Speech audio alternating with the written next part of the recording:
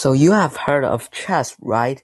It's basically a game where you move around your little pieces, and if you win, you celebrate and get addicted playing.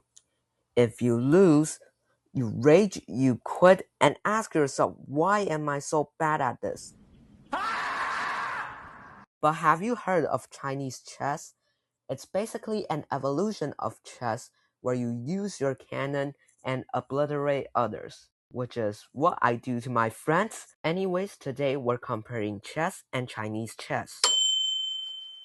So here's the two boards. Well, as you can clearly see, there's quite a big difference, as this one costs 3,000 NTD and is made of wood, as you can hear, which is hand carved by specialist, while this one is actually mass produced and costs less than 100 NT, which is made by like plastic pieces and a board that has already been ripped, as I played a lot of times before. While these sets have like a big difference for my part, if you actually level the playing fields to like the top professional ones, it will both made of wood and specially made, hand carved, not mass produced, and just way better than the things you see. But yeah, this is what we have to work with, so let's move on. So now done with like talking about the quality of like these two sets, now we can actually talk about the actual game itself.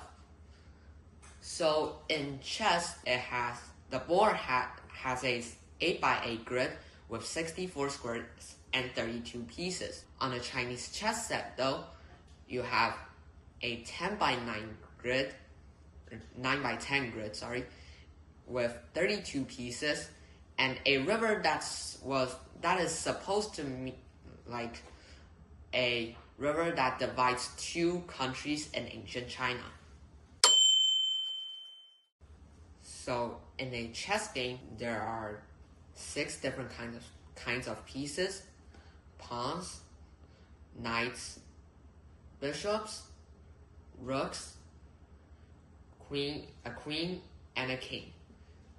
In Chinese chess, however, there are 7 different kinds of pieces: a soldier, cannon, chariot, horse, elephant,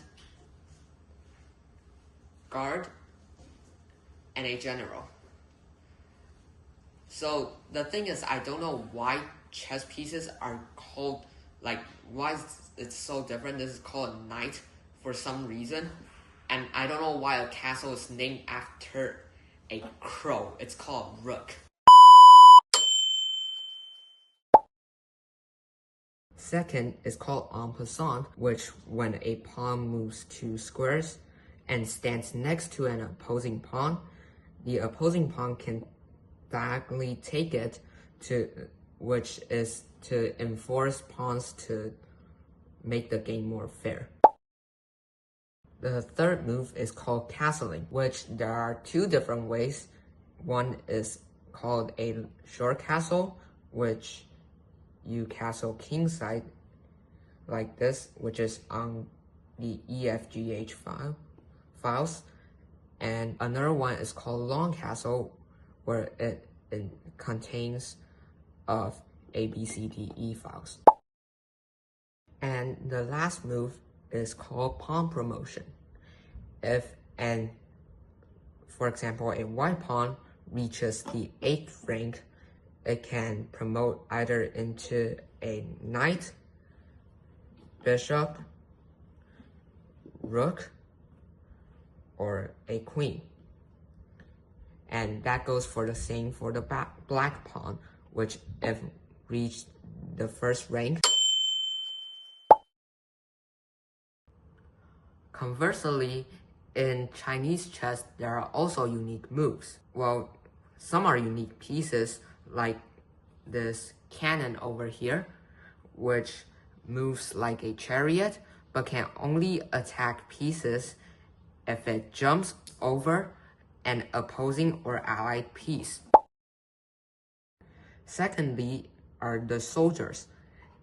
These soldiers can only move forward if they're still on their side of the board, but if crossed over to the other territory, it can now move left or right or still forward, but it cannot go back in any circumstances.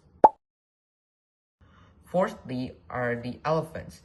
These elephants move 2 diagonal squares like this, and it absolutely cannot cross the river. So basically there's only 7 places for the elephant to go, which is here, here, here, here, and here, here, and here. And lastly are the guards and generals. The guards can only move in a diagonal in these 9 squares. So this is basically called a palace, and it can only move diagonally. However, for the general, it can move horizontally and vertically, but can only still stay in the palace.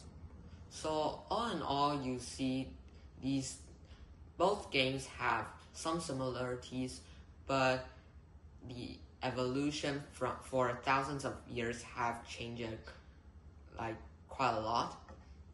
But that still doesn't change the fact that I still can reach 600 ELO on my chess.com.